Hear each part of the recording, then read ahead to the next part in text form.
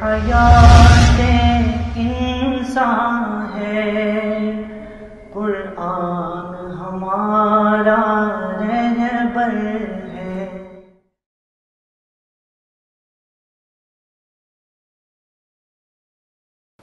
بسم اللہ الرحمن الرحیم، نحمدہ ونصلی علی رسولہ الکریم، اما بعد۔ السلام علیکم ورحمۃ اللہ وبرکاتہ۔ پروگرام درس قرآن میں آج ہم 14ویں پارے کے اہم مضامین، احکامات اور مقامات پر گفتگو کریں گے۔ 14ویں پارے کا آغاز سورہ حجر سے ہوتا ہے۔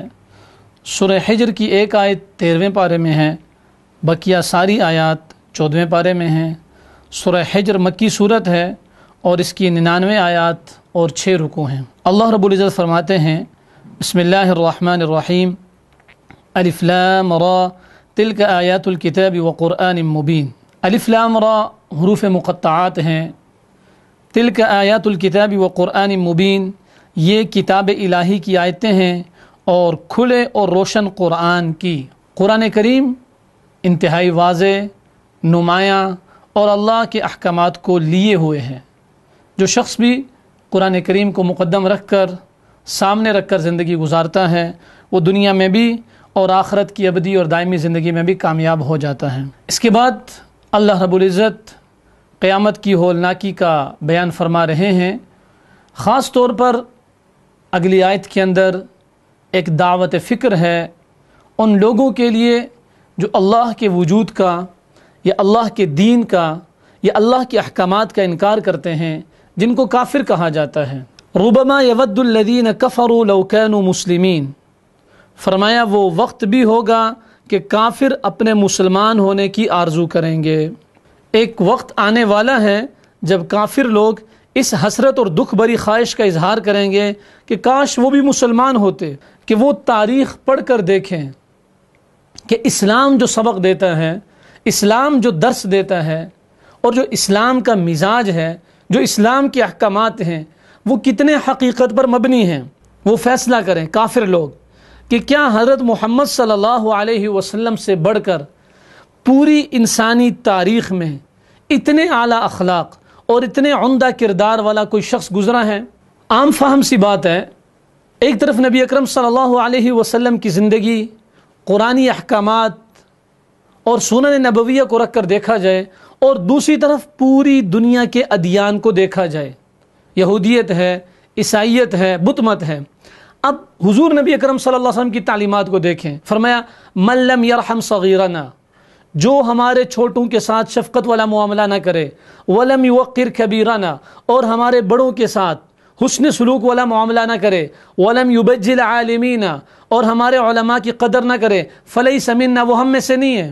حتیٰ کہ نبی اکرم صلی اللہ علیہ وسلم کی زندگی کو پڑھا جائے تو آپ فرماتے ہیں اتقوا اللہ فی ہذہ البہائم المعجمہ، یہ جو بے زبان جانور ہوتے ہیں ان کے حق میں بھی اللہ رب العزت سے ڈرتے رہو۔ اور وہ حدیث بھی بیان کی کہ ایک عورت نے پیاسے کتے کو پانی پلایا، زانیہ فاحشہ عورت تھی، اللہ رب العزت نے اس عمل کی بدولت اس کی مغفرت فرما دی۔ اور ایک دوسری عورت نے ایک بلی کو اپنے گھر میں بند کر دیا اور باہر کھانے پینے کے لیے نہیں چھوڑا، وہ نیک و صالح عورت تھی، لیکن اس بد عملی کی وجہ سے اللہ نے اس کو جہنم کے اندر ڈال دیا۔ اتنے اعلیٰ اخلاق اور اتنا عمدہ کردار اور اتنا اجلا کردار تاریخ انسانیت میں کسی اور کا نہیں ہے۔ تو کافر اگر اپنے دل کے اور دماغ کے پیالے کو خالی کر کے دیکھیں تو وہ یقیناً اس نتیجے پر پہنچیں گے کہ دین اسلام سے بہتر کوئی دین نہیں ہے، جس نے بیک وقت انسانوں کی، جانوروں کی، مال مویشیوں کی، بڑوں کی، چھوٹوں کی، رشتہ داروں کی، پڑوسیوں کی، ہر ایک کے حقوق کا دفاع اور تحفظ کیا ہے۔ اور ایسے تاریخ میں بہت سارے واقعات ملتے ہیں کہ مسلمانوں کی رعایا میں اگر کوئی کافر بھی رہتے تھے اور مسلمانوں کا ان سے عہد و پیمان تھا تو مسلمانوں نے دوسرے مسلمانوں کو ان کافروں کے ساتھ ظلم و ستم نہیں کرنے دیا۔ محمد ابن قاسم رحمہ اللہ جنہوں نے ہندوستان کو فتح کیا، جب وہ واپس جا رہے تھے تو جہاں مسلمان رو رہے تھے، کافر بھی چلا چلا کے رو رہے تھے۔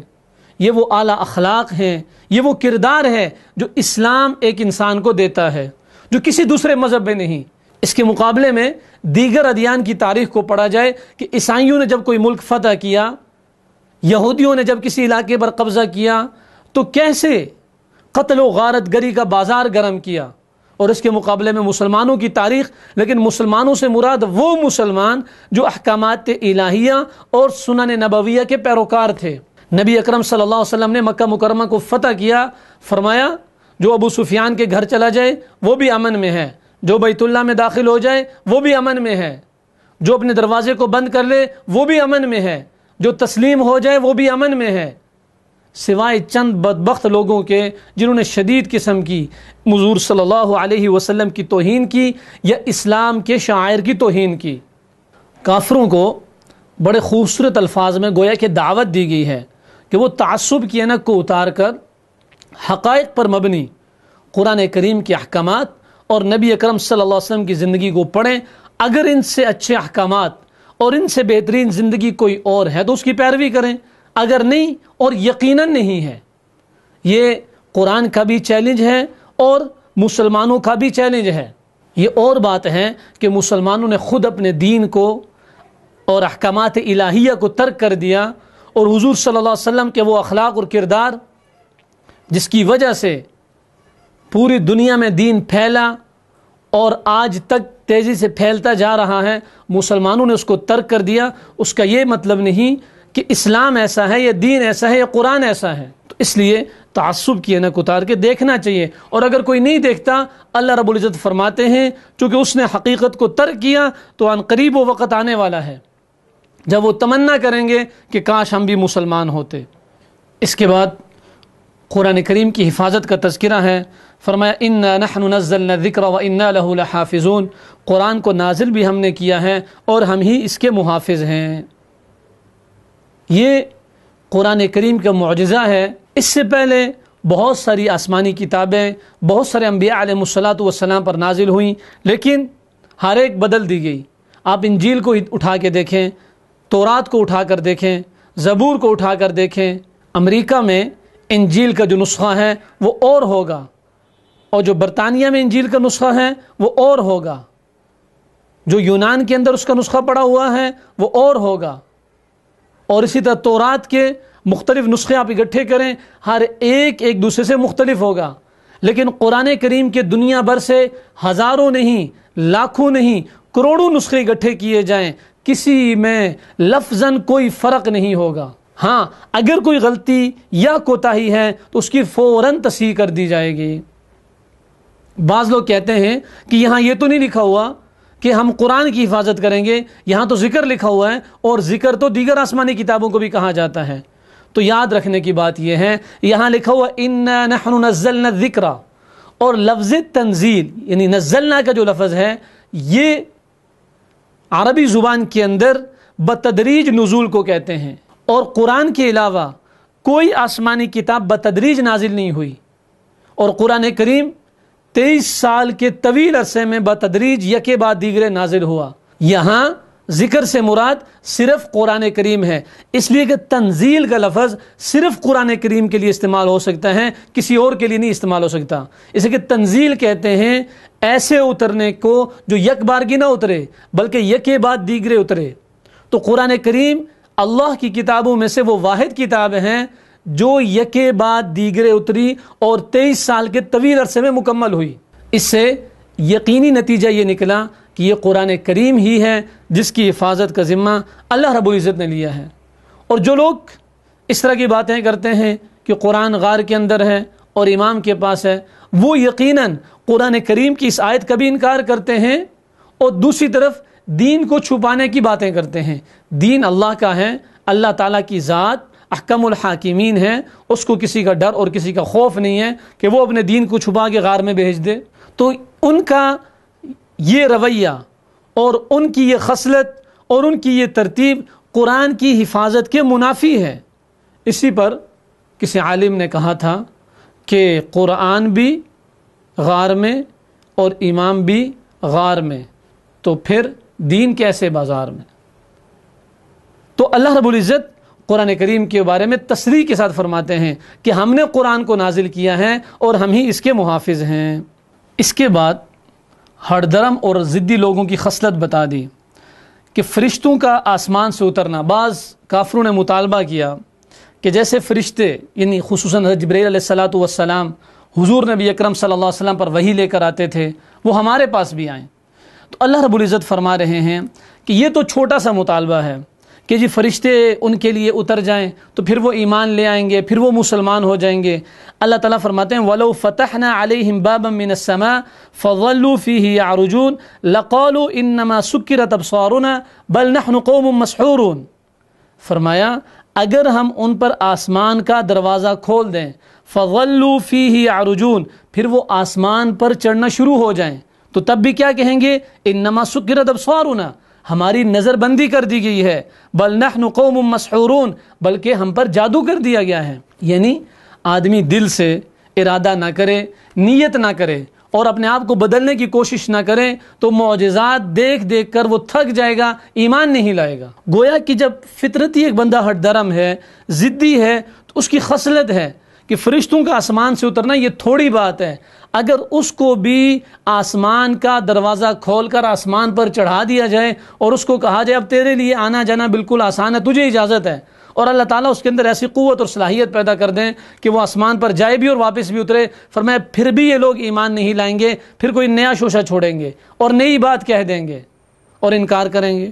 اس کے بعد اللہ رب العزت فرماتے ہیں وَلَقَدْ جَعَلْنَا فِي السَّمَاءِ بُرُوجًا وَزَيَّنَّاهَا لِلنَّاظِرِينَ، اور ہم نے آسمان میں برج بنائے ہیں اور ہم نے ان کو مزین کیا ہے دیکھنے والوں کے لیے. بروج کسے کہتے ہیں؟ اس کی دو مشہور تفاسیر ہیں. ایک تو ستاروں کو برج کہا جاتا ہے چونکہ وہ بھی زیب و زینت کا سبب ہوتے ہیں اور سامان ہوتے ہیں اور دیکھنے والے کو بڑے خوشنما معلوم ہوتے ہیں. دوسرا بروج سے مراد سورج، چاند اور دیگر ستاروں کی منزلیں ہیں جو کہ آسمان کے اندر ہیں. لیکن یہ بات یاد رکھنے کی ہے کہ ان کو، جیسے کہ آج کل کے جاہلوں کے ہاں چرچا ہے کہ جی جس کا ستارہ برج ہے تو اس کے ساتھ یہ معاملہ ہوگا اور فلاں واقعہ ہوگا اور فلاں حادثہ ہوگا، تو یاد رکھنے کی بات ہے یہ سب شرکیہ باتیں ہیں، ان کا حقیقت سے کوئی تعلق نہیں ہے. فرمایا وَإِن مِّن شَيْءٍ إِلَّا عِندَنَا خَزَائِنُهُ وَمَا نُنَزِّلُهُ إِلَّا بِقَدَرٍ معلوم. اللہ تعالیٰ اپنی نعمتیں بیان فرما رہے ہیں. فرمایا کہ اور جتنی بھی چیزیں ہیں ان سب کے خزانے ہمارے پاس ہیں. ہاں البتہ وَمَا نُنَزِّلُهُ إِلَّا بِقَدَرٍ معلوم، ہم ہر چیز کو اس کے مقررہ اندازے سے اتارتے ہیں.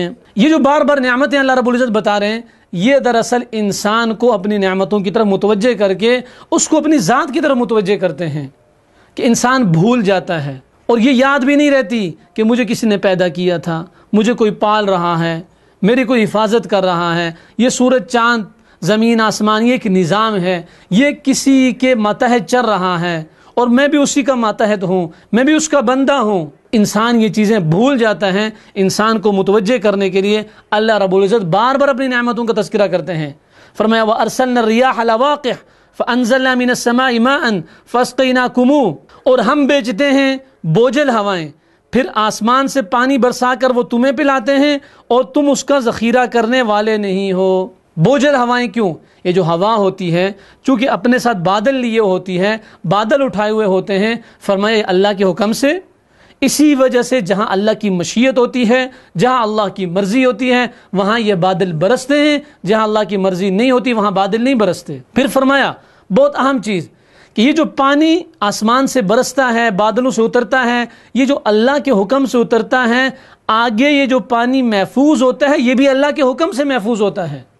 مثلا چشموں میں، کنووں میں، نہروں اور دریاؤں میں فرمایا وَمَا أَنْتُمْ لَهُ بِخَازِنِينَ، تم اس کو محفوظ نہیں کر سکتے ہو. جیسے بہت ساری جگہوں پر زمین نے پانی پی لیا اب نکلتا ہی نہیں ہے، 500 فٹ 600 فٹ 1000 فٹ نیچے چلے جاؤ پانی نہیں دستیاب. کیوں؟ یہ پانی اللہ کی نعمت ہے جو اللہ کی قدرت سے ہی حاصل ہوتا ہے، اور جسے اللہ تعالیٰ اپنی یہ نعمت دینا چاہتے ہیں دے دیتے ہیں اور جس سے چھیننا چاہیں اللہ تعالیٰ لے لیتے ہیں. اسی وجہ سے عام طور پر دیکھا گیا ہے جو لوگ سخی ہوتے ہیں اور اپنے گھر کے قریب کا کنواں دوسروں کے لیے وقف کر دیتے ہیں، اللہ تعالیٰ ان کے پانی میں برکت دیتے ہیں اور ان کی نعمتوں کو بڑھا دیتے ہیں. لیکن جو لوگ نعمت ہونے کے باوجود بھی اس کو روکے رکھتے ہیں اور اللہ کی نعمتوں پر سانپ بن کر بیٹھ جاتے ہیں، ان سے عام طور پر نعمت کو سلب کر لیا جاتا ہے۔ اسی طرح بعض اوقات انسان کو گناہوں کی وجہ سے بھی اللہ کی نعمت سے محروم ہونا پڑتا ہے۔ فرمایا وَإِنَّا لَنَحْنُ نُحْيِي وَنُمِيتُ وَنَحْنُ الْوَارِثُونَ، زندگی موت یہ سب کچھ ہمارے ہاتھ میں ہے اور ہمارے اختیار میں ہے۔ وَإِنَّ رَبَّكَ هُوَ يَحْشُرُهُمْ، اور عن قریب میدان محشر سجے گا، تمہیں اپنے رب کے سامنے اکٹھے ہونا ہے۔ انہ حکیم علیم، وہ حکمت والا اور سب کچھ جاننے والا ہے۔ وَلَقَدْ خَلَقْنَا الْإِنسَانَ مِنْ صَلْصَالٍ مِنْ حَمَإٍ مَسْنُونٍ، اور کھنکھناتی مٹی سے ہم نے انسان کو پیدا کیا۔ وَالْجَانَّ خَلَقْنَاهُ مِنْ قَبْلِ مِنْ نَارِ السَّمُومِ، اور جنات کو بھی ہم نے پیدا کیا۔ اس کے بعد آدم علیہ الصلاۃ والسلام اور ابلیس کا واقعہ۔ وَإِذْ قَالَ رَبُّكَ لِلْمَلَائِكَةِ إِنِّي خَالِقٌ بَشَرًا مِنْ صَلْصَالٍ مِنْ حَمَإٍ مَسْنُونٍ، اللہ رب العزت انسان کی تخلیق کا ذکر فرما رہے ہیں کہ جب اللہ تعالیٰ نے آدم علیہ الصلاۃ والسلام کو مٹی سے پیدا کیا تو پھر فسجد الملائکۃ کلہم اجمعون، اللہ کے حکم کی پیروی کرتے ہوئے تمام فرشتوں نے سجدہ کیا الا ابلیس، مگر ابلیس لعین نے نہیں کیا۔ ابا ان یکون مع الساجدین، اس نے انکار کر دیا کہ وہ سجدہ کرنے والوں میں سے ہو۔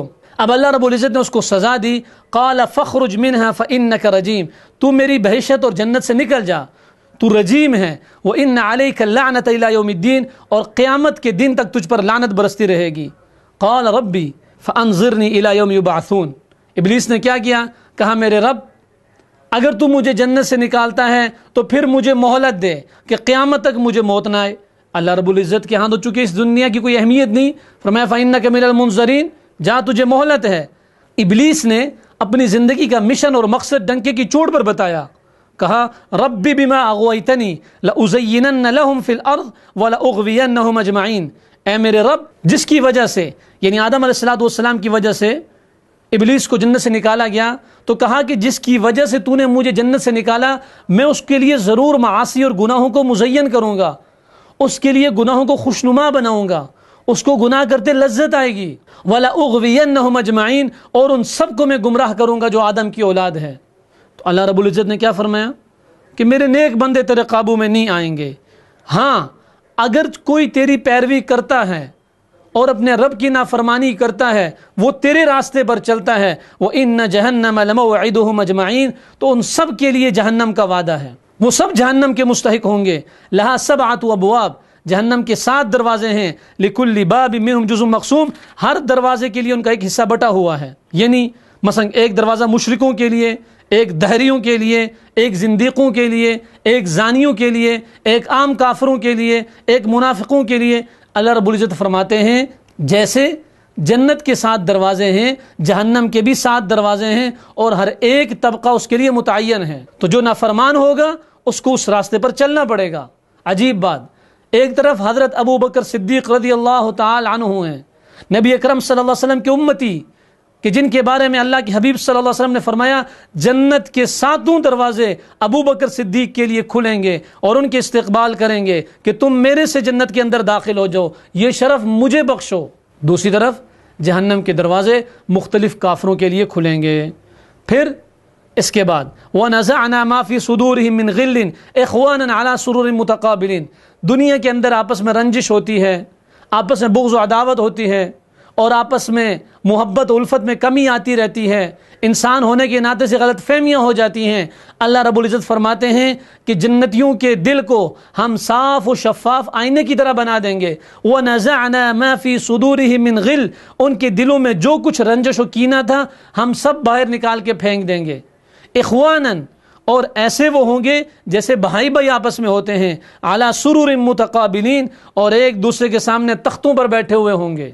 گویا کہ یہ جو باہمی بغض ہے، عداوت ہے، بے جا رنجش ہے، فضول میں ایک دوسرے سے ناراض ہونا ہے، یہ جنت کی صفات کے منافی ہے۔ جنت کی صفات میں سے ایک دوسرے سے پیار کرنا، ایک دوسرے سے محبت رکھنا، ایک دوسرے کا احترام کرنا، ایک دوسرے کو گالی نہ دینا بلکہ ایک دوسرے کے لیے خیر خواہ ہونا، یہ جنتی صفات ہیں۔ اور چونکہ بغض، عداوت، نفرت یہ گندی صفات ہیں، اور جنت گندگیوں سے پاک جگہ کا نام ہے، تو اللہ رب العزت فرماتے ہیں جیسے نتھرا اور صاف انسان جنت میں جائے گا اس کی صفات بھی ساری صاف ہو جائیں گی، کینہ، بغض، حسد سارا نکال دیا جائے گا۔ اور پھر لا یمسہم فیہا نصب وما ہم منہا بمخرجین، نہ وہاں کوئی تھکاوٹ ہوگی اور نہ کبھی جنتی کو جنت سے نکالا جائے گا۔ اس کے بعد بڑی تسلی اور بڑی باعث امید و باعث ہمت آیت، نبئ عبادی انی انا الغفور الرحیم، اے میرے حبیب میرے بندوں کو بتا دو کہ میں بخشنے والا اور خوب رحم کرنے والا ہوں۔ دوسری جگہ فرمایا قل، اے میرے حبیب کہہ دو، یا عبادی الذین اسرفوا، کہ میرے وہ بندو جو گناہگار ہو، اسرفوا علی انفسہم، اپنی جانوں پر ظلم کیا، وہ میری رحمت سے مایوس نہ ہونا۔ اب گویا کہ اللہ رب العزت کتنے پیار سے، کتنی محبت سے گناہگاروں کو اپنا بندہ کہہ رہے ہیں۔ یعنی کہا لوگوں کو بتا دو، میرے بندوں کو، یہ محبت کا ایک اظہار ہے۔ تو یہ ہمارے لیے بڑی باعث حوصلہ افزا آیت ہے کہ جب بھی اللہ سے بخشش مانگی جائے اللہ رب العزت فوراً معاف کر دیتے ہیں۔ حضور نبی اکرم صلی اللہ علیہ وسلم نے ان جیسی آیات کی تشریح میں فرمایا کہ میرا رب فرماتا ہے، حدیث قدسی ہے، یا عبدی لو بلغت ذنوبک عنان السماء ثم استغفرتنی غفرت لک ولا ابالی، اے میرے بندے اگر تیرے گناہ آسمان کی بلندیوں کو چھونے لگیں پھر تو مجھ سے بخشش طلب کر، میں تجھے معاف کر دوں گا اور مجھے کوئی پرواہ نہیں۔ ہاں پھر بھی جو رجوع نہ کرے، اتنی رحمت، اتنی مغفرت اور اتنی محبت کے باوجود، وَأَنَّ عَذَابِي هُوَ الْعَذَابُ الْعَلِيمُ، تو میرا عذاب بڑا دردناک ہے، بڑا شدید ہے، تیرے رب کی پکڑ بڑی سخت ہے۔ اس کے بعد حضرت ابراہیم علیہ السلام کا واقعہ جو پہلے بھی گزر چکا، وَنَبِّئْهُمْ عَنْ ضَيْفِ ابراہیم، اور ان کو بتا دو ابراہیم کے مہمانوں کا۔ فرشتے ابراہیم علیہ السلام کے پاس آئے اور ابراہیم علیہ السلام فوراً بچھڑا بون کے لائے۔ اب فرشتے ہیں، وہ تو کھاتے پیتے ہیں نہیں، انہیں تو کھانے پینے کی ضرورت نہیں ہے، حاجت نہیں ہے، تو انہوں نے ہاتھ کھینچ لیے۔ ابراہیم علیہ السلام ڈر گئے، چونکہ یہ ایک روایت ہے کہ کوئی مہمان کسی کے گھر کھانا نہ کھائے تو سمجھا یہی جاتا ہے کہ وہ غالباً ناراض ہے۔ تو بہرحال اسی وقت جب ابراہیم علیہ السلام اپنے بڑھاپے تک پہنچ چکے تھے، عمر 120 سال ہے اور حضرت سارہ بھی بوڑھی ہیں، اس وقت اللہ رب العزت نے بچوں کی خوشخبری دی۔ اس کے بعد اصل یہ فرشتے حضرت لوط علیہ السلام کے پاس آئے تھے۔ لوط علیہ السلام کا تذکرہ ہے، چونکہ جو فرشتے حضرت ابراہیم علیہ السلام کے ہاں آئے تھے وہ دراصل قوم لوط کو عذاب دینے کے لیے آئے تھے۔ یہ بدخصلت اور بدفطرت قوم اپنے ناپاک عزائم رکھتی تھی، اور لوط علیہ السلام اپنے مہمانوں کی آمد سے پریشان ہو گئے کہ یہ لوگ میرے مہمانوں کے ساتھ بدفعلی کرنا چاہتے ہیں۔ لیکن پھر جب فرشتوں نے بتایا کہ آپ پریشان نہ ہوں، ہم اللہ کے بھیجے ہوئے ہیں، یہ آپ تک اور ہم تک نہ پہنچ سکیں گے۔ انجام کیا ہوا؟ فَأَخَذَتْهُمُ الصَّيْحَةُ مُشْرِقِينَ، ایک زوردار چیخ آئی اور اس چیخ کی بدولت یہ لوگ ہلاک ہو گئے۔ بعض مفسرین کی رائے کے مطابق یہ حضرت جبریل علیہ السلام کی چیخ تھی۔ اس سے پہلے اللہ رب العزت نے ایک بات کو ذکر کیا، فرمایا لَعَمْرُكَ إِنَّهُمْ لَفِي سَكْرَتِهِمْ يَعْمَهُونَ، اے میرے حبیب تیری عمر کی قسم کہ یہ لوگ اپنی بدمستی میں سرگرداں تھے۔ گویا کہ یہ بات بتا دی کہ جب انسان کے ذہن پر شہوانی خواہشات غالب ہوں تو اس کی عقل معوف ہو جاتی ہے اور وہ غلط فیصلے کرتا ہے۔ تو ایسے ہی حضرت لوط علیہ السلام کی قوم کی عقل معوف ہو چکی تھی۔ تو پہلا عذاب چیخ کے ذریعے سے ہلاک ہوئے، پھر فرمایا فَجَعَلْنَا عَالِيَهَا سَافِلَهَا، دوسرا عذاب ہم نے ان کے اوپر والے حصے کو نیچے کر دیا، جس کے بارے میں مفسرین نے لکھا ہے کہ ان بستیوں کو زمین سے اٹھا کر اوپر آسمان پر لے جایا گیا اور پھر وہاں سے انہیں الٹا کر زمین پر پھینک دیا گیا۔ اور تیسرا عذاب وَأَمْطَرْنَا عَلَيْهِمْ حِجَارَةً مِّن سِجِّيلٍ، اللہ رب العزت نے ان پر پتھروں کا عذاب برسایا۔ تو تین طرح کے عذاب اللہ رب العزت نے اس بدخصلت قوم کو دیے۔ پھر فرمایا ان فی ذلک لآیۃ للمؤمنین، اس میں ایمان والوں کے لیے نشانی ہے۔ وإن كان اصحاب الایکۃ لظالمین، اصحاب الایکہ قوم مدین، شعیب علیہ السلام کی قوم، فرمایا جو ایکہ والے تھے وہ بھی ظالم تھے، اور ظلم کی وجہ جو پہلے بیان ہوئی کہ ناپ تول میں کمی کرتے تھے، اللہ کے احکامات کو توڑتے تھے۔ فرمایا فانتقمنا منہم، ہم نے ان سے انتقام لیا، اور انتقام میں وہ قوم بھی ہلاک ہو گئی۔ وَلَقَدْ كَذَّبَ أَصْحَابُ الْحِجْرِ الْمُرْسَلِينَ، اور اصحاب الحجر نے بھی جھٹلایا۔ اصحاب الحجر سے مراد قوم سمود ہے۔ اور قوم سمود کا تذکرہ آیا، اللہ رب العزت نے ان کی آزمائش ایک اونٹنی سے کی کہ اللہ رب العزت نے اپنے حکم سے ان کی آنکھوں کے سامنے ایک پہاڑ سے اونٹنی کو پیدا کیا، اور اس اونٹنی کے اندر بڑی عجیب نشانیاں تھیں کہ وہ ایک تو بڑی عمر میں پیدا ہوئی، اور پھر وہ دودھ دیتی تھی، 7 بچہ جننے کے قریب تھی، لیکن ان لوگوں نے اس کے پاؤں کاٹ دیے اور اللہ کے حکم کی نافرمانی کی۔ انجام اور نتیجے کے لحاظ سے ان پر بھی عذاب آیا، فأخذتهم الصيحة مصبحين، ان پر بھی ایک چنگھاڑنے والی آواز کا عذاب آیا، وہ بھی سارے کے سارے ہلاک ہو گئے۔ فما اغنى عنهم ما كانوا يكسبون، جو کچھ انہوں نے کمایا ہوا تھا کچھ بھی ان کے کام نہ آیا۔ یہ بات پکی ہے کہ جب اللہ کا عذاب آ جائے تو پھر کوئی چیز انسان کی حفاظت نہیں کر سکتی، کوئی چیز اللہ کے عذاب سے بچا نہیں سکتی۔ سورہ فاتحہ اور قرآن کی عظمت کی طرف اشارہ ہے، وَلَقَدْ آتَيْنَاكَ سَبْعًا مِّنَ الْمَثَانِي وَالْقُرْآنَ الْعَظِيمِ، یقیناً ہم نے آپ کو 7 آیتیں دے رکھی ہیں کہ دہرائی جاتی ہیں، اور عظیم قرآن بھی دے رکھا ہے۔ سورہ فاتحہ کو سبع المثانی بھی کہا جاتا ہے، اس کو شفا بھی کہا جاتا ہے، کیونکہ اللہ کے حبیب صلی اللہ علیہ وسلم نے فرمایا کہ سورہ فاتحہ شفا ہے، اللہ رب العزت نے اس کے اندر شفا رکھی ہے، اس لیے اپنے مریضوں کو سورہ فاتحہ کے ذریعے سے دم کرنا چاہیے۔ فرمایا فَاصْدَعْ بِمَا تُؤْمَرُ وَأَعْرِضْ عَنِ الْمُشْرِكِينَ، آج تک نبی اکرم صلی اللہ علیہ وسلم چھپ کے تبلیغ کر رہے تھے، فرمایا اب آپ کے رب کی طرف سے حکم کیا جا رہا ہے کہ کھول کر سنا دیجئے، اور وَأَعْرِضْ عَنِ الْمُشْرِكِينَ، اور مشرکین سے منہ پھیر لیجئے۔ کھلم کھلا تبلیغ کا حکم نازل ہوا، پھر آپ صلی اللہ علیہ وسلم نے اپنی دعوت کو بھی عام کر دیا، اور چونکہ جو بھی نبی دعوت لے کر اٹھتا تھا، اور کوئی بھی قوم جب داعی بن کر اٹھتی ہے تو پھر آگے سے مذاق اڑانے والے ضرور ہوتے ہیں، فرمایا آپ ان مذاق اڑانے والوں کی پرواہ نہ کیجیے۔ وَلَقَدْ نَعْلَمُ أَنَّكَ يَضِيقُ صَدْرُكَ بِمَا يَقُولُونَ، اور ہمیں معلوم ہے کہ یہ لوگ جو مذاق اڑاتے ہیں اس کی وجہ سے آپ کا دل تنگ ہوتا ہے، آپ پریشان ہوتے ہیں۔ فرمایا اس کا حل کیا ہے؟ فَسَبِّحْ بِحَمْدِ رَبِّكَ، آپ اپنے رب کی حمد و ثنا کیجئے، عبادت اور ریاضت کیجئے، اس سے آپ کو قلبی سکون ملے گا۔ وَقُم مِّنَ السَّاجِدِينَ، نماز کی مشغولیت بڑھا دیجئے۔ وَاعْبُدْ رَبَّكَ، اور اپنے رب کی عبادت کیجئے، اس سے ایک تو آپ کی پریشانی دور ہوگی، قلبی سکون ملے گا، اور دوسرا اللہ رب العزت کی مدد اور نصرت اترے گی۔ حیات انسان ہے قرآن ہمارا رہبر ہے۔ اس کے بعد سورہ نحل ہے۔ سورہ نحل مکی صورت ہے، اس کی 128 آیتیں اور 16 رکوع ہیں۔ اللہ رب العزت فرماتے ہیں بسم اللہ الرحمن الرحیم، اتی امر اللہ فلا تستعجلوا سبحانہ وتعالی عما یشرکون، کہ اللہ کا حکم آ کر رہے گا، تم اس میں جلدی نہ مچاؤ۔ اس سے مراد قیامت ہے کہ قیامت بہت جلد آنے والی ہے، لیکن مشرکین مطالبہ کرتے ہیں کہ جلدی آ جائے۔ اللہ رب العزت فرماتے ہیں اس کا ایک وقت مقرر ہے، یہ اپنے مقررہ وقت پر آ جائے گی۔ اس کے بعد اللہ رب العزت اپنی عظیم الشان تخلیقات کا ذکر کر رہے ہیں، اور مقصد اس سب کا یہ ہے کہ انسان کی توجہ اللہ کی ذات کی طرف جائے، اور اللہ کی ذات سے اللہ کے احکامات کی طرف جائے۔ فرمایا خلق السماوات والارض بالحق، زمینوں اور آسمانوں کو پیدا کرنے والی ذات اللہ کی ہے۔ خلق الانسان من نطفۃ، قدرت کا شاہکار انسان کو گندے نطفے سے پیدا کیا، اور منی کے گندے قطرے سے پیدا کر کے کتنا خوبصورت شکل و صورت والا اور قد و قامت والا انسان بنا دیا۔ والانعام خلقها، اور چوپاؤں کو پیدا کرنے والی ذات بھی اللہ کی ہے۔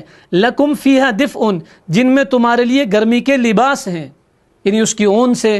ومنافع، اور بہت سارے منافع ہیں، دودھ ہے، سواری ہے، سامان لادنا ہے، ہل چلانا ہے، یہ سب کچھ چوپاؤں کے منافع ہیں۔ ومنها تأکلون، اور بہت سارے چوپائے تم کھاتے بھی ہو۔ وَلَكُمْ فِيهَا جَمَالٌ، اور فرمایا ان چوپاؤں میں تمہارے لیے ایک حسن و جمال بھی ہے۔ کب؟ حین تریحون، جب شام کو چراگاہ سے واپس گھر کی طرف لے کے آتے ہو۔ وحین تسرحون، اور جب صبح کو گھر سے چراگاہ کی طرف لے کے جاتے ہو۔ اللہ رب العزت نے اس کے اندر ایک خاص قسم کا حسن رکھا ہے۔ اس کے علاوہ کچھ جانوروں کا تذکرہ ہے، وہ بھی اللہ کی نعمتیں ہیں اور اللہ کی عطا کردہ ہیں۔ فرمایا هو الذی انزل من السماء ماء، آسمان سے جو بارش برستی ہے، جو پانی اترتا ہے، وہ بھی اللہ کی نعمت ہے، وہ اللہ اتارتا ہے۔ لکم منہ شراب، اس میں پینے کا پانی بھی ہے، وَمِنْهُ شَجَرٌ، اور اسی پانی کی برکت اور اللہ کے حکم سے درخت اگتے ہیں، يُنبِتُ لَكُمْ بِهِ الزَّرْعَ وَالزَّيْتُونَ وَالنَّخِيلَ وَالْأَعْنَابَ وَمِنْ كُلِّ الثَّمَرَاتِ، پھر اس سے جو پھل اگتے ہیں جیسے کھیتی ہے، زیتون ہے، کھجور ہے، انگور ہیں اور طرح طرح کے پھل، یہ بھی اللہ کے حکم سے اور اللہ کی مرضی سے اور اللہ کے ماتحت ہیں۔ فرمایا وَسَخَّرَ لَكُمُ اللَّيْلَ وَالنَّهَارَ وَالشَّمْسَ وَالْقَمَرَ، سورج، چاند، دن، رات، ستارے، سب کچھ اللہ کے حکم کے تابع دار ہیں۔ وَهُوَ الَّذِي سَخَّرَ الْبَحْرَ، اور تلاطم خیز موجوں والا، طوفانی اور خوفناک موجوں والا سمندر، یہ بھی اللہ نے تمہارے لیے مسخر کیا ہے، ورنہ انسان کی کیا ہمت ہے کہ انسان پانی کا مقابلہ کرے۔ پھر فرمایا اس کی نعمتوں میں سے جو پانی کی نعمت ہے اور پانی کی نعمتوں کا ایک مظہر جو سمندر ہے، اس سے انسان مختلف طرح کی دیگر نعمتیں حاصل کرتا ہے۔ مثلا سمندر سے کیا نعمتیں حاصل کرتے ہو؟ وَهُوَ الَّذِي سَخَّرَ الْبَحْرَ لِتَأْكُلُوا مِنْهُ لَحْمًا طَرِيًّا، کہ ایک تو تم اس سے تازہ گوشت کھاتے ہو مچھلی کی شکل میں، وَتَسْتَخْرِجُوا مِنْهُ حِلْيَةً تَلْبَسُونَهَا، دوسرے سپیاں وغیرہ اور جواہرات وہاں سے نکالتے ہو جس کو پہننے کے لیے استعمال کیا جاتا ہے۔ وَتَرَى الْفُلْكَ مَوَاخِرَ فِيهِ، اور جو تیسرا انعام اللہ رب العزت کی طرف سے سمندر کی شکل میں ہے وہ یہ کہ اس میں کشتیاں اور جہاز تم چلاتے ہو۔ وَإِن تَعُدُّوا نِعْمَتَ اللَّهِ لَا تُحْصُوهَا، یعنی اگر تم اللہ تعالیٰ کی نعمتوں کو شمار کرنا چاہو تم ہرگز شمار نہیں کر سکو گے۔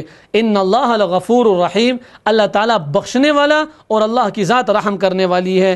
یہ ساری نعمتیں دینے کے باوجود بھی انسان کو اختیار دیا ان نعمتوں کو صحیح طریقے سے استعمال کرے، صحیح مصارف میں خرچ کرے، اللہ کا شکر ادا کرے، اللہ پھر بھی انسان کو امتیازی حیثیت دیں گے، دنیا میں بھی کامیاب کریں گے اور آخرت کی ہمیشہ کی کامیابی بھی دیں گے۔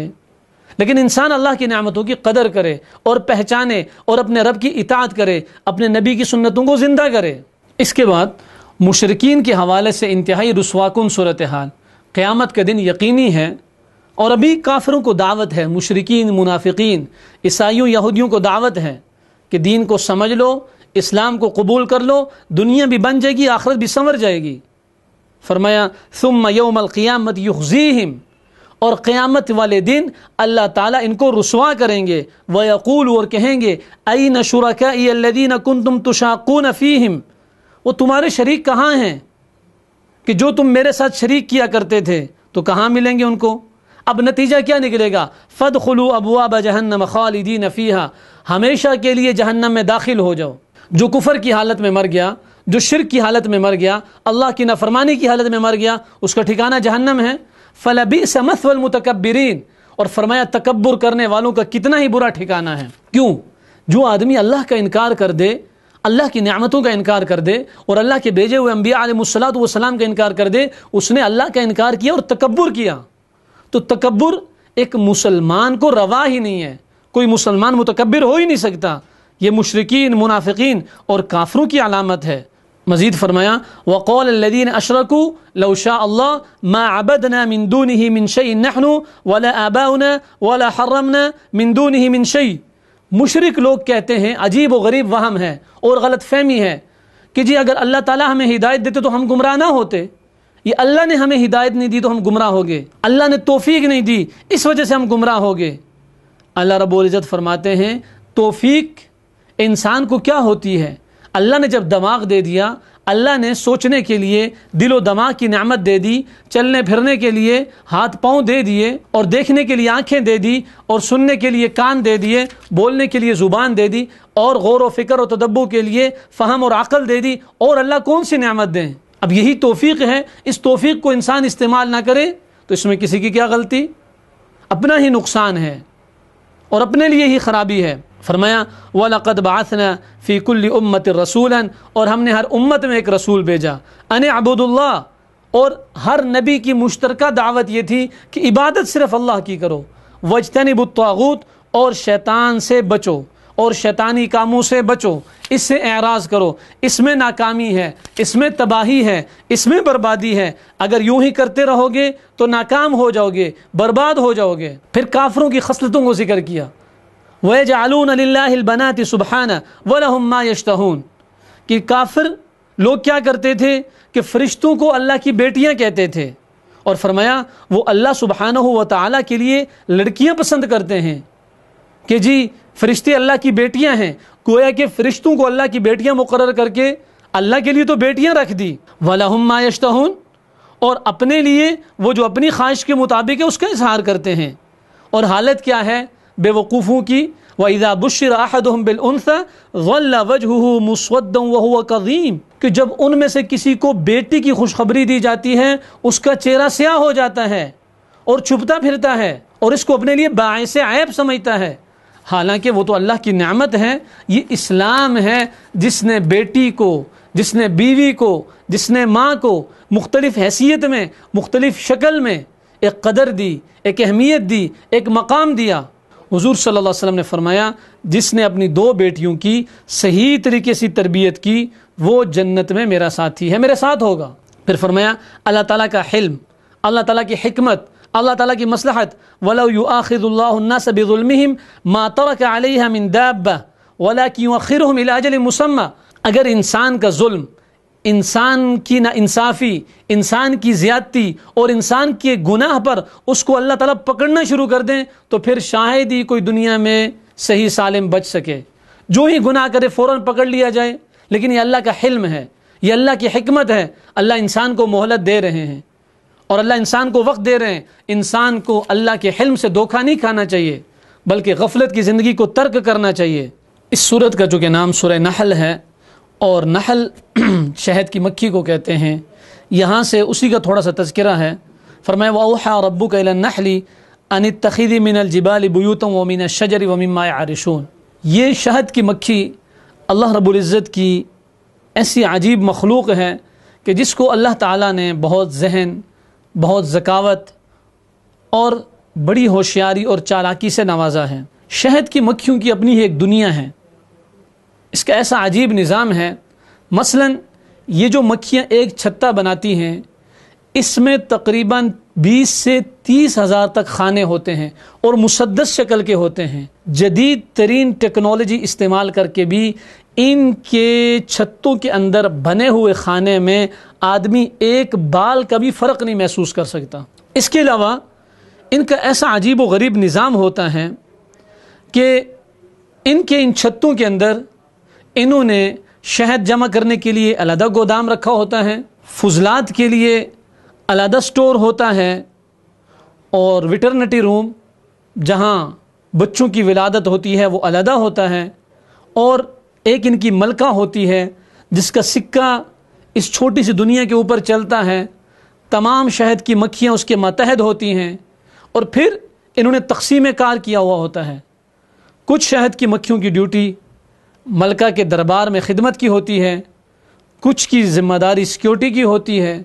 حتیٰ کہ اہل علم نے لکھا ہے کہ چونکہ شہد کی مکھی مختلف پھلوں کو چوس کر یہاں آ کے شہد ڈالتی ہے، تو اگر غلطی سے کوئی مکھی کسی گندگی پر سے بیٹھ کے آ جائے یا کوئی زہریلا مواد ساتھ لے آئے، تو جو گیٹ کے اوپر سیکیورٹی کے لیے جو مکھیاں متعین ہوتی ہیں وہ چیکنگ کرتی ہیں، اگر اس دوران وہ پکڑی جائے تو وہیں اس کو مار دیتی ہیں۔ اس کے علاوہ کچھ مکھیوں کی ذمہ داری انجینئرنگ کے شعبے کی ہوتی ہے، وہ مختلف چھتیں تعمیر کرتی ہیں، کچھ کی ذمہ داری نابالغ بچوں کی پرورش کی ہوتی ہے، اور یوں ایک پورا نظام چلتا ہے۔ فرمایا وَأَوْحَىٰ رَبُّكَ، اور تیرے رب نے شہد کی مکھی کے دل میں یہ بات ڈال دی کہ وہ کیا کرے، أَنِ اتَّخِذِي مِنَ الْجِبَالِ بُيُوتًا، کہ پہاڑوں میں درختوں اور لوگوں کی بنائی ہوئی اونچی اونچی جگہوں پر اپنے گھر بنائے۔ یہ اللہ رب العزت نے شعور اور عقل شہد کی مکھی کو دیا ہے، تو یہ اللہ کی قدرت ہے، یہ اللہ کا نظام ہے۔ اللہ جس کو نوازنا چاہے، اللہ جس کو دینا چاہے۔ فرمایا واللہ فضل بعضکم علی بعض فی الرزق، اللہ تعالیٰ نے تم میں سے بعض کو بعض پر روزی میں فضیلت دی ہے۔ گویا کہ معاشی اور مالی لحاظ سے انسانوں میں جو فرق پایا جاتا ہے وہ اللہ تعالیٰ کے بنائے ہوئے فطری نظام کے مطابق ہے، اس میں کسی کا کوئی عمل دخل نہیں ہے۔ فَمَا الَّذِينَ فُضِّلُوا بِرَادِّ رِزْقِهِمْ عَلَى مَا مَلَكَتْ أَيْمَانُهُمْ فَهُمْ فِيهِ سَوَاءٌ، اور جن لوگوں کو فضیلت دی گئی ہے وہ اپنے غلاموں کو، اپنے ماتحتوں کو اتنی روزی اور سامان نہیں دیتے کہ وہ اور یہ، یعنی آقا اور غلام آپس میں برابر ہو جائیں۔ یعنی اللہ تعالیٰ سمجھا رہے ہیں کہ ایک اللہ کی ذات ہے، اس کے ساتھ تو تم شریک بنا لیتے ہو، کس کی بھی عبادت کی جائے اور اللہ کی بھی کی جائے، لیکن خود تمہارا اپنے غلاموں کے ساتھ اور اپنے ماتحتوں کے ساتھ معاملہ یہ ہے، تم ان کی تنخواہ اور ان کی اجرت اتنی نہیں رکھتے ہو کہ وہ تمہارے برابر ہو جائیں۔ اپنے غلاموں، اپنے نوکر چاکروں کی تو برابری تم سے برداشت نہیں، اور اللہ کی برابری کر دیتے ہو، اللہ کے برابر کسی کو بھی ٹھہرا دیتے ہو، کبھی اس کی عبادت میں، کبھی اس کی صفات میں۔ فرمایا وَيَعْبُدُونَ مِن دُونِ اللَّهِ مَا لَا يَمْلِكُ لَهُمْ رِزْقًا مِنَ السَّمَاوَاتِ وَالْأَرْضِ شَيْءٌ وَلَا يَسْتَطِيعُونَ، اور وہ اللہ کے علاوہ ایسی چیزوں کی عبادت کرتے ہیں جو ذرا بھی روزی کا اختیار نہیں رکھتے۔ روزی دینے والی ذات اللہ کی ہے، پالنے والی ذات اللہ کی ہے، لیکن یہ لوگ کس کی عبادت کرتے ہیں؟ جو ذرہ برابر بھی روزی کا اختیار نہیں رکھتے زمین اور آسمان میں۔ فرمایا فَلَا تَضْرِبُوا لِلَّهِ الْأَمْثَالَ، اللہ کے لیے مثالیں مت بیان کرو، ان اللہ یعلم، اللہ تو جانتا ہے، وَأَنْتُمْ لَا تَعْلَمُونَ، اور تمہیں کسی چیز کا علم نہیں ہے۔ پوچھا جائے بھئی دوسروں سے مدد کیوں مانگتے ہو، دوسروں کے دروازے پر کیوں جا کے جھکتے ہو، تو کہتے ہیں جی اللہ کے مقرب ہیں اور ان کے ذریعے سے آدمی اللہ تک پہنچتا ہے۔ جہاں کوئی جھنڈی دیکھی، جہاں کوئی چمکتی چیز دیکھی، وہیں سر کو جھکا لیا، تو گویا کہ اللہ تعالیٰ کو عام دنیا کے بادشاہوں کے برابر قرار دے دیا کہ جی بادشاہ تک پہنچنے کے لیے بادشاہ کے مقربین کے ساتھ تعلق ضروری ہے، تو اللہ تک پہنچنے کے لیے اللہ کے قریبی لوگوں سے تعلق ضروری ہے۔ تو بنیادی بات یہ ہے، ہم غلطی یہاں کھاتے ہیں کہ دنیا کے بادشاہوں اور اللہ تعالیٰ میں بہت نمایاں فرق ہے۔ اللہ کی ذات تو دلوں کے بہدوں کو جاننے والی ہے، براہ راست سننے والی ہے۔ وَإِذَا سَأَلَكَ عِبَادِي عَنِّي فَإِنِّي قَرِيبٌ أُجِيبُ دَعْوَةَ الدَّاعِ إِذَا دَعَانِي، میں خود رب جواب دیتا ہوں جب وہ مجھے پکارتے ہیں۔ تو بادشاہوں تک تو آواز پہنچ نہیں سکتی، وہ عالم الغیب تو ہے نہیں، وہ تو خود عاجز ہیں، وہ تو خود مسکین ہیں، وہ تو خود کسی کے ماتحت ہیں، وہ تو خود اللہ کی طاقت اور قوت کے سامنے صفر کی حیثیت رکھتے ہیں۔ تو اس لیے فرمایا اللہ کے لیے فضول مثالیں بیان نہ کرو، اللہ جانتا ہو تم نہیں جانتے۔ واللہ اخرجکم من بطون امہاتکم لا تعلمون شیئا، ماؤں کے پیٹوں سے، اس اندھیر کوٹھڑی سے اللہ نے تمہیں نکالا، اور تمہیں کوئی پتہ نہیں تھا جب پیدائش ہو رہی تھی تم کدھر جا رہے ہو، کیا تمہارے ساتھ ہو رہا ہے۔ تو اللہ نے کیسی حفاظت کی، وَجَعَلَ لَكُمُ السَّمْعَ وَالْأَبْصَارَ وَالْأَفْئِدَةَ، اور پیدا کرنے کے بعد اللہ نے آنکھیں دی، اللہ نے کان دیے، بولنے کے لیے زبان دی، اور سوچنے سمجھنے کے لیے عقل، دل، دماغ دیے۔ یہ سب کچھ اللہ کی نعمتیں ہیں۔ تو بار بار انسان چونکہ بھول جاتا ہے، بار بار بھول جاتا ہے، تو اللہ تعالیٰ بار بار متوجہ فرماتے ہیں أَلَمْ يَرَوْا إِلَى الطَّيْرِ مُسَخَّرَاتٍ فِي جَوِّ السَّمَاءِ مَا يُمْسِكُهُنَّ إِلَّا اللَّهُ، یہ جو پرندے ہیں، یہ جو باقی چیزیں ہیں، یہ کس کے حکم سے مسخر ہیں؟ یہ اللہ کے حکم کے ماتحت ہیں۔ وَاللَّهُ جَعَلَ لَكُم مِّن بُيُوتِكُمْ سَكَنًا، اور اللہ ہی وہ ذات ہے جس نے تمہاری سکونت اور رہائش کے لیے تمہیں گھر دیے۔ اسی وجہ سے رات کو سونے کی جو دعا ہے اس میں سے ایک دعا یہ بھی ہے الحمدللہ الذی اطعمنا وسقانا وکفانا وآوانا، کہ تمام تعریفیں اس اللہ کے لیے ہیں جو مجھے کھلاتا ہے، پلاتا ہے، اور وکفانا میرے لیے کافی ہو جاتا ہے، وآوانا اور اس نے مجھے ٹھکانہ دیا۔ کیوں؟ فکم ممن لا کافی لہ ولا مؤوی، کتنے ہی لوگ ایسے ہیں جن کی کفایت کرنے والا کوئی نہیں اور ان کو ٹھکانے دینے والا کوئی نہیں۔ تو یہ جو رہائش ہوتی ہے یہ بھی اللہ کی نعمت ہے، اللہ جس سے چاہے لمحے کے اندر لے لے۔ زلزلے، سیلاب اور دوسری بہت ساری صورتیں، بڑے بڑے محلات، بڑے بڑے مکانات لمحوں کے اندر بہہ گئے اور چلے گئے، ختم ہو گئے۔ اس پر بھی اللہ کا شکر ادا کرنا چاہیے، یہ سب کچھ اللہ کا دیا ہوا ہے۔ وَجَعَلَ لَكُم مِّن جُلُودِ الْأَنْعَامِ بُيُوتًا تَسْتَخِفُّونَهَا يَوْمَ ظَعْنِكُمْ وَيَوْمَ إِقَامَتِكُمْ، اور پھر فرمایا اسی نے تمہارے لیے چوپایوں کی کھالوں کے گھر بنا دیے ہیں۔ خیمے وغیرہ کتنے آسان ہوتے ہیں، اٹھا کے لے کے جانا، ان کو کہیں بھی لگا لینا اور ان کے ذریعے سے اپنی حفاظت کرنا، یہ سب فرمایا اللہ کی نعمتیں ہیں، اور یہ سب کچھ اللہ نے تمہیں دیا ہوا ہے۔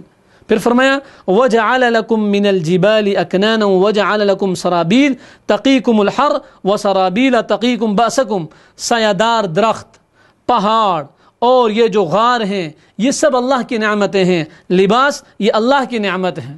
تو اللہ تعالیٰ جس سے چاہتے ہیں دیتے ہیں، جس سے چاہتے ہیں لے لیتے ہیں۔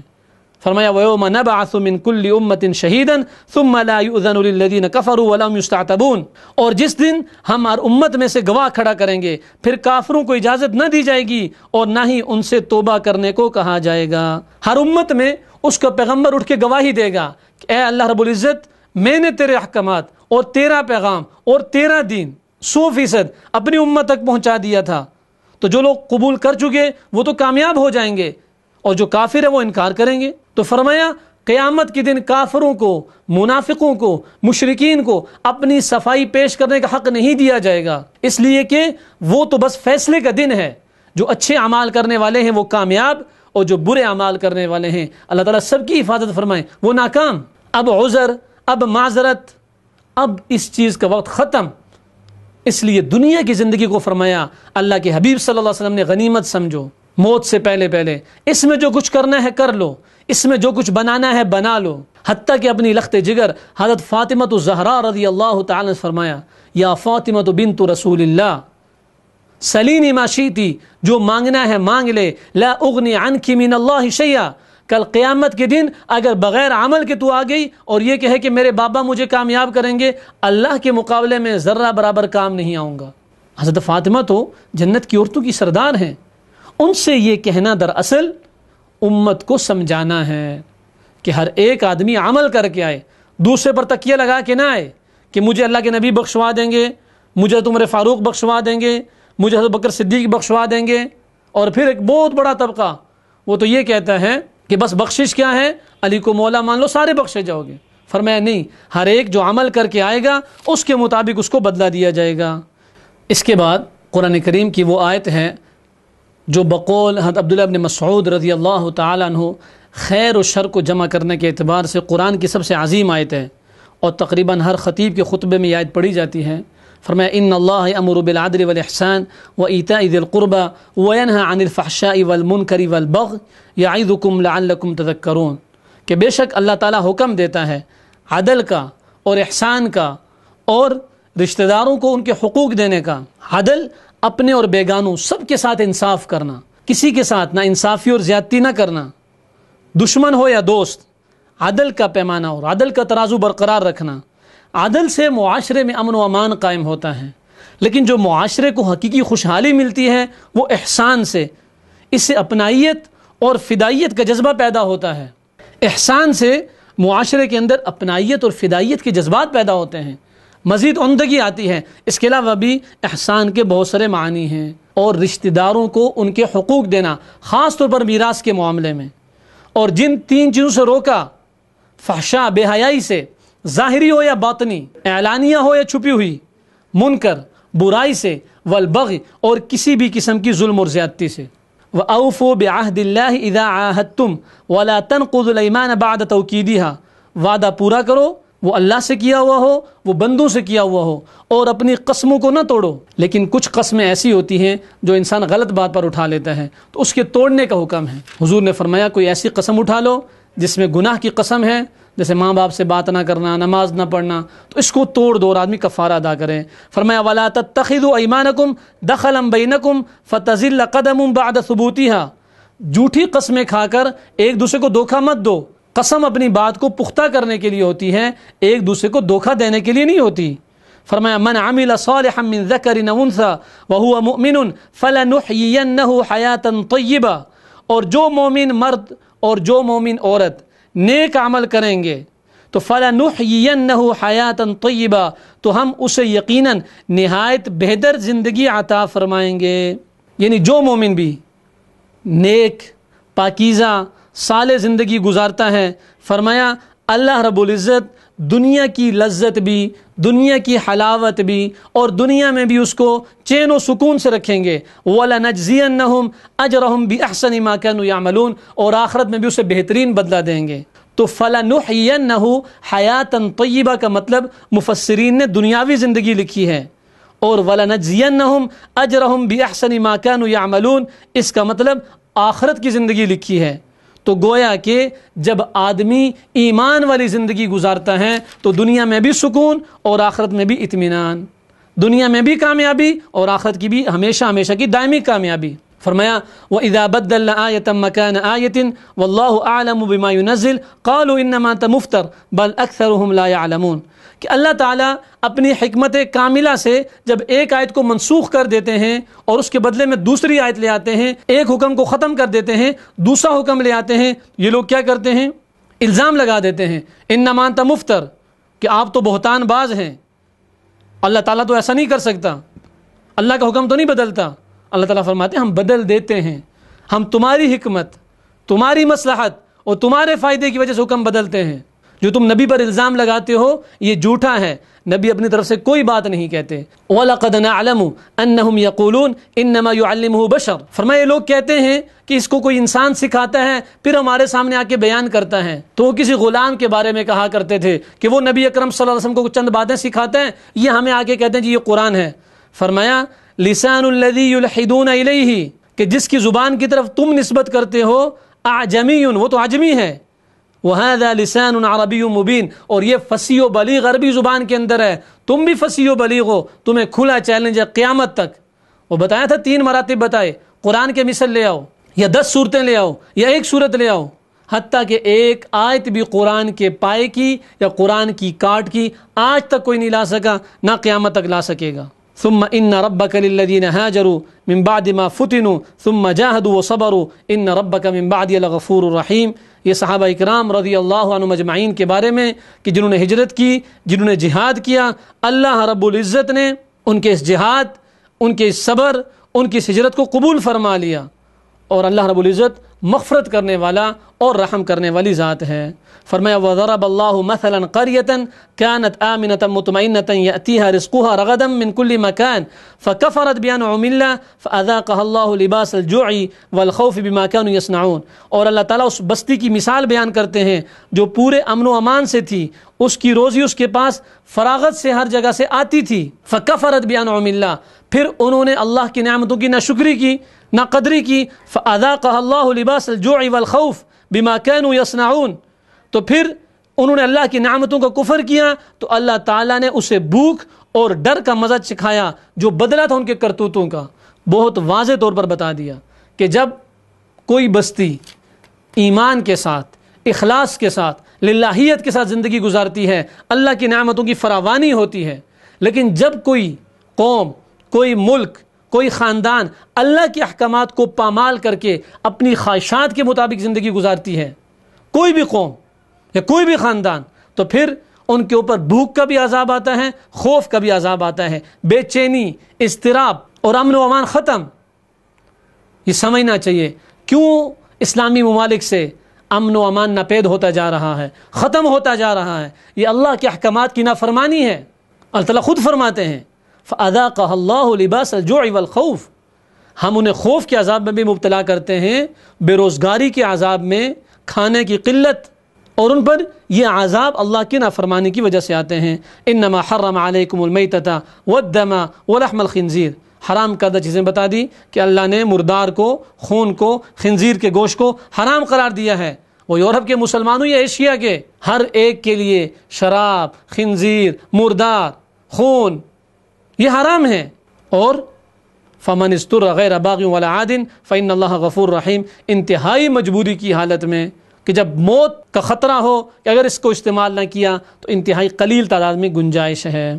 ولا تقولوا لما تصف ألسنتكم الكذب هذا حلال وهذا حرام لتفتروا على الله الكذب، اور ہرگز نہ کہو جو تمہاری زبانیں بیان کر دیں جھوٹ موٹ کہ یہ حلال ہے اور یہ حرام ہے۔ حلال اور حرام کرنے کا اختیار انسانوں کو ہی نہیں بلکہ جو انسانوں میں افضل ترین مخلوق ہے انبیاء علیہ الصلوۃ والسلام کو بھی نہیں تھا، یہ صرف اللہ تعالیٰ کے پاس ہے۔ اسی وجہ سے نبی اکرم صلی اللہ علیہ وسلم سے بھی کہا گیا یا ایھا النبی لم تحرم ما احل اللہ لک، آپ کو بھی اختیار نہیں ہے کہ جو چیزیں اللہ نے حلال کی ہیں وہ آپ حرام کریں۔ ادع الی سبیل ربک بالحکمہ والموعظۃ الحسنہ وجادلہم باللتی احسن، حکمت اور بصیرت کے ساتھ دعوت دین میں آگے بڑھتے جائیے اور اللہ کا پیغام عام کرتے جائیے۔